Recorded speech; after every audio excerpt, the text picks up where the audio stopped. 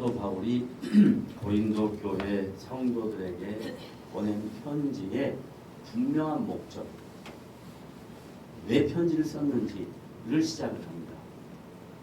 그러니까 편지를 쓸 때에는 성령의 감동으로 초대 교회 중에 하나인 고린도 교회의 다양한 교회 안의 문제점, 다른 말로 표현하면 교회 안의 문제점이란 교회는 세상과 다른 영적 기관이다.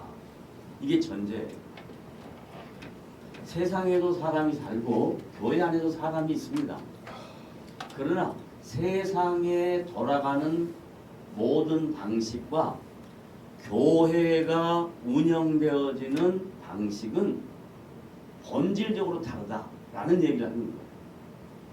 그런데 이걸 잘 모르니까 고린도 교회 성도들이 일주일 동안 열심히 세상 속에서 살다가 주일날 예배 드리러 교회에 왔는데 일주일 동안 살아왔던 삶의 방식, 라이프 스타일, 그리고 가치관, 그리고 그들의 인생관, 이런 것들이 교회 안에서 똑같이 적용되고 있다.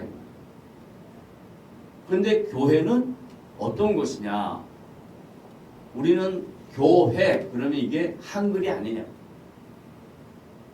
한문에서 온 건데 교 하면 가르칠 교, 회, 무리회, 성도들이 모여서 하나님의 말씀의 가르침을 받는 곳, 이것을 교회라고 생각하는 거예요.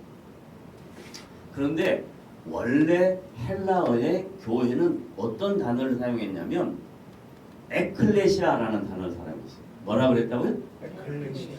에클레시아. 따라해보세요. 뭐요? 에클레시아. 왜 그렇게 강조하냐면 에크라는 말하고, 이건 전치사예요. 전치사. 에크라는 전치사하고 클레시아라는 말은 명사형이에요. 근데 이 명사형은 어디서 왔냐면 칼레오라는 동사에서 왔어요. 헬라어 동사는 현재 능동태 직설법, 그래서 시제가 있고요. 능동태냐 수동태냐 중간태냐 하는 태가 있고요. 직설법이냐 가정법이냐 하는 법이 있어요. 그래서 이 헬라식 언어, 헬라식 단어의 의미를 알지 못하고 지금 우리가 이해하고 있는 방법으로 교회, 그러면 잘 전달이 안 될 거예요. 그래서 어쩔 수 없이 헬라식, 초대 교회에 사용됐던 교회 이름에 붙였던 에클레시아라는 게 뭔지를 설명하려고 합니다. 에크라는 말은 전치사라고 했는데 영어로 하면 out. 뭐라고요? out. out은 뭐예요? 나가라 이거 아니에요. out 나가라. 그 다음에 in은 뭐예요? 들어와라 이거 아니에요. out 나가라예요. 칼레오 내가 부르다. 뭐라고요? 내가가 누굴까요? 주님이 우리를 부르셨다. 어디서부터? 세상으로부터 불렀다. 그러니까 교회는 뭐냐면, 에클레시아는 뭐냐면 세상에 있는 우리들을 불러내서 어디에다 넣었다? 교회라고 하지 말고 하나님의 자녀로 불러들였다. 그래서 하나님의 자녀들이 모인 곳이 어디라고요? 교회예요. 그러니까 하나님의 자녀들이 모인 곳이 교회니까 교회는 세상과 다른 기관이다 이 말입니다. 세상의 법칙하고 다르다 이 말이에요. 그걸 자꾸 모르니까 사람들이 신앙생활하면서 자꾸 헷갈리는 거예요. 왜? 사람들이 모였으니까. 사람들이 모이면 어떻게 모여요? 우리 대한민국 같으면 지방색이 있잖아요. 다 서울 사람 아니잖아. 그럼 어디서 와요? 자기가 충청도에서 오고, 전라도에서 오고, 경상도에서 오고, 경기도에서 오고, 이북에서 오고, 다 사람들마다 성향이 달라요. 이북 사람도 박치기 어디예요? 김일이. 김일이 박치기 어디 출신이에요? 거기 평양도 다르고, 함경도 다르고, 양강도 다르고, 자강도 다르고 다 달라요. 그러니까 그런 사람들이 살아왔던 방식대로 어디에 왔다고요? 교회에 왔단 말이에요. 그냥 다 자기 식대로 생각을 하는 거예요. 자기 식대로. 그러니까 교회 안에 갈등이 있을 수밖에 있어요? 없어요? 많지요. 많지요. 그래서 교회 안에 갈등이 있으면 안 된다라는 말을 고린도 교회에 제일 먼저 바울이 지금 전하고 있는 거예요. 어떤 말? 분쟁. 너희들이 분쟁하는 것이 세상하고 똑같다. 이 말이에요. 그걸 요즘 표현으로 말하면 뭐라고 하냐면 세속화되었다. 그 다음에 요즘 표현으로 뭐라고 하면 인본주의화되었다. 인간이 중심이다. 이렇게 얘기합니다. 근데 교회는 세속화가 되면 안 되고요. 인본주의가 되면 안 돼요. 그럼 왜 교회가 인본주의가 되면 안 되고 세속화가 되면 안 되냐? 그건 교회는 말씀의 진리의 터 위에 세워진 거예요. 교회는 뭐에 세워졌다고요? 말씀의 진리의 터 위에 세워진 거예요. 그게 뭐냐?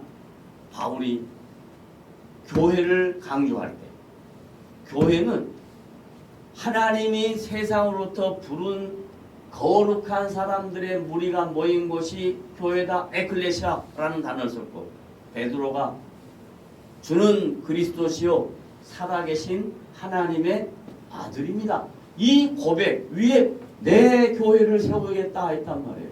그러니까 교회는 진리의 터이고 말씀의 터이고 진리의 기둥이고 또 주는 그리스도라는 것을 고백하는 장소가 교회예요. 살아계신 하나님의 아들입니다 라고 고백하는 게 교회예요. 그러니까 세상의 가치하고는 세상의 논리하고는 전혀 맞을 수가 없죠. 세상의 방법대로 가면 교회는 세속화된 거예요. 사람의 중심으로 가면 인본주의가 된 거예요. 그러면 끝난 거예요. 교회는. 이름은 교회라고 붙여놨어요. 사람들이 모였어요. 찬송 불러요. 기도해요. 말씀 전해요. 그런데 그걸 주님이 보는 교회하고는 다르다. 교회는 뭐냐? 이제 분쟁하지 않는 것이다. 그러면 따라하세요. 교회는 그리스도께 속해야 된다. 누구한테 속해야 된다고요? 그리스도께서. 그래서 제가 늘 강조하는 거예요. 목사 보고 교회 다니면 이건 망하는 거예요. 건물 보고 교회 다니면 망하는 거예요. 뭐가 망하냐? 영이 건강치가 못해요. 주님과 인격적인 관계가 올바르지 못해요. 사람 보고 다니면 사람 때문에 낙심하는 거예요. 건물 보고 다니면 건물 때문에 문제가 생기는 거예요. 건물은 전부 다 부동산이에요. 사람은 전부 다 흠이 많은 사람이에요. 그리고 그게 아니고 교회 다니는 사람은 전부 다 그리스도를 만나기 위하여 오는 거예요. 주님을 만나기 위하여 오는 거예요. 주님이 어떤 분인가를 알기 위하여 교회 오는 거예요. 그게 교회다라고 가르칩니다. 자, 그러면 그럼에도 불구하고 문제가 많은 고린도 교회 성도들을 뭐라고 바울이 부르냐면 형제들아라고 불러요. 이 굉장히 중요한 포인트예요.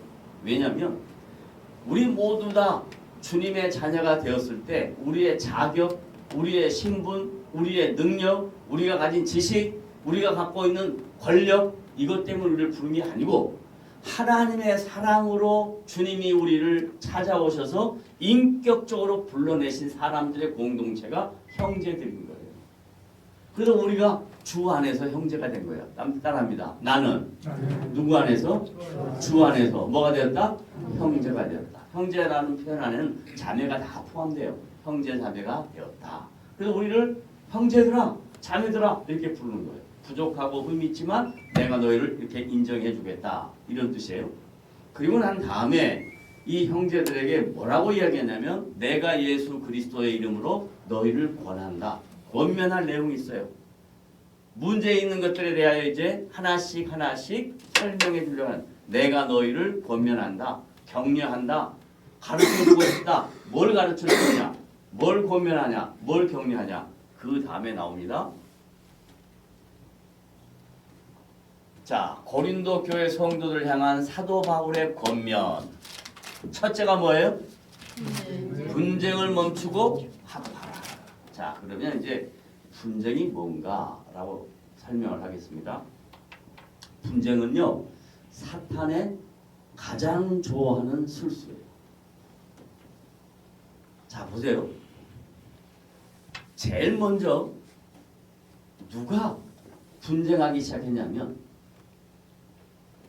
가인과 아벨이 분쟁을 하기 시작했어요. 근데 이 가인과 아벨의 분쟁이 서로 비교하기 위해서 분쟁이 생깁니다. 서로 내가 맞다, 너가 맞다, 이게 분쟁의 시작이에요. 그러니까 사단의 술수는 뭐냐면 분쟁을 유발하기 위해서 서로 갈등 구조, 다른 점, 틀린 점 비교하도록 자꾸 우리의 마음에 불쏘시개를 지펴요. 그러면 그게 분쟁이 되기 시작합니다. 그러니까 보세요. 분쟁은 가장 가까운 사이에서 제일 많이 일어나요. 왜 그럴까요? 왜 분쟁은 가장 가까운 사이에서 제일 많이 일어날까요? 네. 편해서. 그것도 좋은 말이야. 할아버지 할머니 많이 싸우시지? 그걸 편해서 싸우시냐? 그래. 자, 분쟁이 왜 나냐면요. 상대방에게 대하여 자기의 기대가 있어요. 나는 이렇게 생각하는데 너는 왜 이렇게 생각하냐? 이렇게 되는 거예요. 그건 뭐냐면 기대예요. 기대. 자, 따라하세요. 사람은 기대할 것이 하나도 없다. 왜 그러냐면요. 성경이 이렇게 하겠어요. 로마서 3장 10절에 의인은 없나니 하나도 없다. 그 말이 그 말이에요. 사람은 기대할 존재가 못 돼요. 그런데 사단이 우리에게 뭐라고 이야기하냐면 기대할 만한 것이 있다라고 이렇게 가르쳐요. 아니에요. 우린 다 연약하고 흠이 많고 문제 많은 사람들이에요. 그러니까 아예 답이 없다라고 생각하고 그 사람을 바라보면 달라지죠. 아, 내가 뭘 도와줄까? 내가 어떻게 해야 될까? 이렇게 되는데 기대하고 있으면 그 기대 때문에 자기가 망하는 거예요. 의인은 없나니 하나도 없는 거예요. 기대할 사람은 하나도 없어요. 여기에서 분쟁은 사단이 가장 좋아하는 술수다. 따라합시다. 분쟁은 사단이 가장 좋아하는 술수다. 그럼 자꾸 나뉘어질 마음이 생기잖아요. 그럼 딱 이렇게 생각하면 이게 지금 내가 사단에게 속고 있구나. 자기가 처음 하면 되는 거예요. 그러면서 자꾸 예수의 이름으로 명하노니 물러가라. 그런 마음을 가지면서 자꾸 자기 마음속에 평안함을 만들어내는 거예요. 자, 분쟁은 생길 수밖에 없는데 분쟁을 뭐하라? 멈춰라. 스탑해라. 그러면 분쟁이 멈춰지는 것은 인간의 의지, 인간의 각오, 인간의 결단 이거 갖고 안 돼요. 분쟁을 멈추는 것은 딱 한 가지밖에 없어요. 뭘까요? 사단을 이길 수 있는 방법은 뭘까요? 성령의 힘이에요. 왜냐하면 성령이 가장 기뻐하는 게 뭐냐면 성령은 하나 되게 하신 것을 힘쓰라고. 그러니까 성령이 원하는 것은 항상 하나 되게 하시는 거예요. 따라서 성령은 어떻게 한다고요? 하나 되게 하시는. 그래서 사단은 뭐 한다? 분쟁을 일으킨다. 그 두 가지 다른 거예요. 영원한 평행선을 가는 거예요. 사단은 계속해서 분쟁을 일으킵니다. 그리고 성령은 우리가 하나 되게 하신 것을 힘써 지키게 하도록 돕는 거예요. 자, 첫 번째 분쟁을 멈추고 합하라. 그래서 이제 구체적인 분쟁의 내용이 나와요. 어떤 분쟁의 내용이 나오냐면 여기 누구요? 바울. 여러분 바울 잘 알잖아요. 바울. 바울은 누구예요? 사도. 네, 사도. 초대교회 영적 지도자. 복음의 증거자. 그런데 복음의 증거자가 되기 전에 사도 바울의 이름은 뭐였냐면 사울이었어요. 사울. 사울이란 이름의 뜻은 뭐냐면 큰 자. 큰 자다 이 말은 비교했을 때 남보다 우월하다 이런 뜻이잖아요. 학문도 저희가 깊고요. 로마 시민권을 갖고 있었고요. 유대인으로서 난지 8일 만에 할례도 받았고요. 종교적으로도 문제가 없고 자기의 종교에 열심을 내었고 그래서 그리스도를 믿는 성도들을 핍박하고 포행하고 박해했던 그런 사람이에요. 왜? 자기가 우월하다고 생각했습니다. 내가 율법을 지키는 이 일이 다른 이방인들하고는 다른 하나님 앞에 열심을 내는 사람을 생각했습니다. 그랬단 말이죠. 그런 사울이 부활의 주님이 찾아옵니다. 십자가에 못 박히신 주님이 찾아옵니다. 그래서 바울에게 인격적으로 말합니다. 바울아, 바울아, 내가 왜 나를 핍박하느냐? 라고 묻습니다.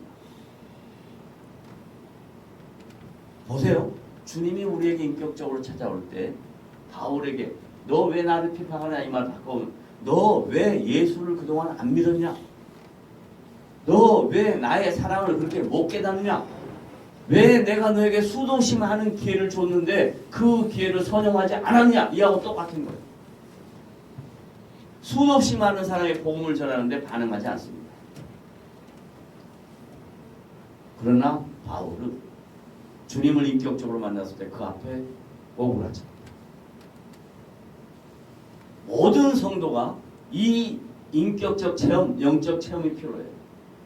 주님을 만났을 때 분명하게 깨달아야 될 게 뭐냐면 자기가 죄인인 걸 깨닫습니다. 그 죄의 문제를 해결하실 대속의 주, 구원의 주가 예수 그리스도이다라는 것을 깨닫는 거예요. 그것은 다른 방법이 아닌 하나님의 사랑을 십자가의 방법으로 증명한 것을 믿게 됩니다. 그리고 나는 부활의 소망과 영광을 위하여 산다 하는 것을 마음에 다짐하게 됩니다. 이런 인격적인 만남을 통해서 바울이라는 이름으로 개명이 됩니다. 그래서 개명돼서 뭐라고 얘기하냐면 그 이름의 뜻은 작은 자입니다. 은혜 없이는 못 살겠다 이런 뜻입니다. 그런데 많은 성도들 중에 특별히 목회자 중에 이름 바꾼 사람 많아요. 이름 바꿔가지고 뭐 하려고 하면 자기를 더 증명하려고 하는 거예요. 이건 완전히 하나님의 뜻하고는 정반대의 모습이에요. 왜? 바울은 이름을 바꿔서 은혜 아니면 못 산다 그러고 나는 늘 작은 자입니다 그러고 나는 복음의 빛인 자입니다 그러는데 다른 사람들 이름 바꿔가지고 자기 이름을 세상에 내려고 해요. 나는 다윗과 같은 사람이다. 나는 모세와 같은 사람이다. 뭐 등등 이런 이름들을 바꿔요. 이건 말도 안 되는 기독교를 오해하고 있는 처사이다. 이런 뜻입니다. 자, 그러면 바울이라는 사람에 대해서 간단하게 생각을 했어요. 많은 성도들이 고린도 교회 성도들이 바울을 통해서 복음을 받았어요. 또 바울의 사역을 보고 감동이 됐어요. 참 그의 사역의 열매를 보고 아 정말 대단한 사도구나 이렇게 생각한 사람이 바울을 추종하는 사람들. 그래서 바울을 추종하는 사람들이 쫙 모입니다. 고린도 교회 안에. 그러니까 바울파가 1학년이에요. 일반이에요. 그 다음에 누구요? 아볼로라는 사람은 유대인이에요. 알렉산드리아에서 태어난 사람이에요. 알렉산드리아는 그 당시 아덴이라는 큰 세계의 문화, 경제, 무역의 중심지였던 학술의 중심이었던 그런 도시의 두 번째 도시가 알렉산드리아. 거기서 태어났어요. 유대인이에요. 이 사람도 역시 학문적 지식이 굉장히 높았어요. 구약에도 능통했어요. 그런데 이 사람은 처음에 예수를 인격적으로 알지 못하고 누구를 알았냐면 마지막 선지자. 구약의 마지막 선지자가 누굴까요? 구약의 마지막 선지자 누굴까요? 세례 요한이에요. 세례 요한의 물 세례를 받고 세례 요한의 가르침에 따라 세례 요한을 통해서 구약의 말씀들을 많이 배웠어요. 그래서 아볼로는 복음을 열심히 전하고 언변도 좋고 운변과 같은 이름의 뜻이 운변과 같은 뜻이에요. 열심을 갖고 있었던 사람인데 그가 기독교의 복음의 반밖에 모르는 거예요. 그걸 누가 깨달았냐? 사도행전 18장에 가면 고린도에 브리스길라와 아굴라가 살고 있습니다. 부부예요. 이 사람이 아볼로를 불러다가 아볼로에게 예수 그리스도의 십자가의 도를 전하고 그의 구속의 은총을 증명하고 하나님의 사랑을 선포하고 복음은 유대인만을 위한 것이 아니라 온 인류를 위하여 이 땅에 오신 하나님의 아들 예수 그리스도가 십자가를 지심으로 구원을 완성했다. 율법을 완성했다. 요 얘기를 가르쳐 주니까 그때 깨달은 거예요. 그래서 아볼로가 또 훌륭한 사역을 마무리를 잘 합니다. 그래서 아볼로를 추종하는 사람들이 또 1학년 2반으로 딱 모인 거예요. 그러니까 1학년 1반의 반장은 누구예요? 방금 전에 바울. 1학년 2반의 반장은 누구예요? 아볼로. 그 다음에 이제 세 번째 초대교회 예루살렘 교회의 영적인 지도자였던 게바. 게바가 누구예요? 베드로. 베드로 대단하죠. 열정이 강하고 또 성격도 그냥 콸콸하고 액티비티하고 그냥 많은 사람들이 이끌어가는 지도력도 있죠. 이 베드로가 고백했던 그 고백 위에 주님의 교회가 세워질 만큼 위대한 사역자였다. 그래서 1학년 3반의 반장은 누구예요? 게바, 베드로예요. 그래가지고 자꾸 1반하고 붙고 2반하고 붙고 3반하고 서로 하면서 자꾸 싸워. 바울 사도가 최고야. 너 아볼로가 최고야. 너 게바가 최고야. 이러면서 교회 안에 분쟁이 생기는 거예요. 자, 제가 아까 처음 이야기할 때 뭐라 하냐면 교회가 분쟁이 생기는 원인은 뭐냐면 세속화, 인본주의화 그렇게 이야기했잖아요. 세상의 가치를 가지고 세 사람을 비교하는 거예요. 그게 세속화예요. 인본주의는 뭐냐면 인간을 따라가는 거예요. 1반의 반장을 따라가고 2반의 반장을 따라가고 3반의 반장을 따라가는 것. 이게 교회 안에 분쟁의 씨앗이 된 거예요. 그러므로 지금 사도 바울이 자신을 따라다니는 사람에게까지 포함해서 얘기하는 거예요. 나는 종이야.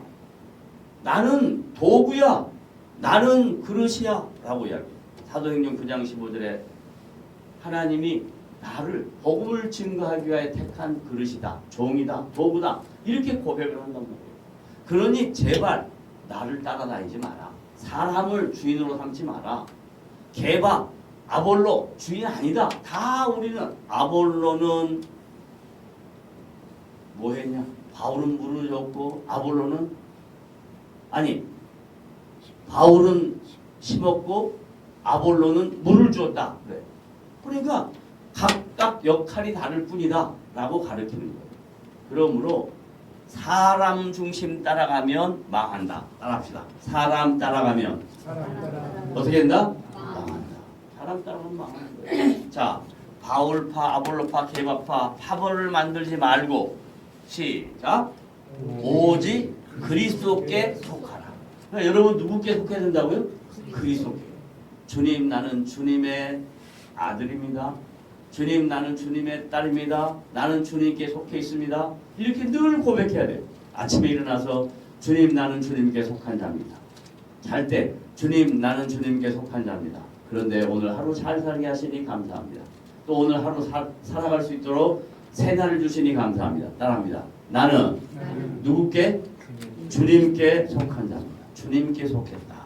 여기서 속한다라는 말은 그의 통치를 받고 살아간다 이런 뜻이에요. 그러므로 나는 오늘도 주님의 통치 안에 산다. 이 고백을 하게 되는 겁니다. 자, 마지막으로 그래서 다 같이 읽습니다. 시작. 십자가의 대속 사건과 세례를 베푸는 것은 그리스도와 연합된 것을 강조합니다. 왜 주님이 십자가에 죽으셨는가? 개인적으로 우리가 그것을 고백할 때 나는 주님과 연합된 자인 것을 믿습니다. 그 다음에 우리가 세례를 받을 때 다 물세례를 받고 다 형식적이지만 세례를 통해서 우리가 그리스도께 연합된 것을 많은 사람에게 증명하는 거예요. 그리고 성탄절 우리가 축하 감사 예배를 드릴 때 성찬식을 하는 건 뭐냐면 내가 그리스도께 연합된 자인 것을 나 스스로 인정하고 사람들에게 다 공포하기 위함. 그런 의미에서 우리가 성탄 축하 예배에 성찬식을 한다는 것을 늘 기억하세요. 그리고 성찬식 할 때 떡과 포도주를 먹는다, 마신다 이것으로 끝나는 게 아니고 나는 그리스도께 연합된 자이다. 이것을 늘 확인하는 것을 인정하시고 믿으시고 또 그것이 우리의 신앙의 고백이 되기를 바랍니다. 네, 다 같이 따라하겠습니다. 나는 누구께 속한 자다? 그리스도께 속한 자다. 그래서 그리스도께 속한 거룩한 성도로서 교회 생활할 때 제발 세속화 되지 말고 인본주의화 되지 말고 주님만 바라보고 신앙생활하는 복된 성도들이 되시기를 주님의 이름으로 부탁을 드립니다.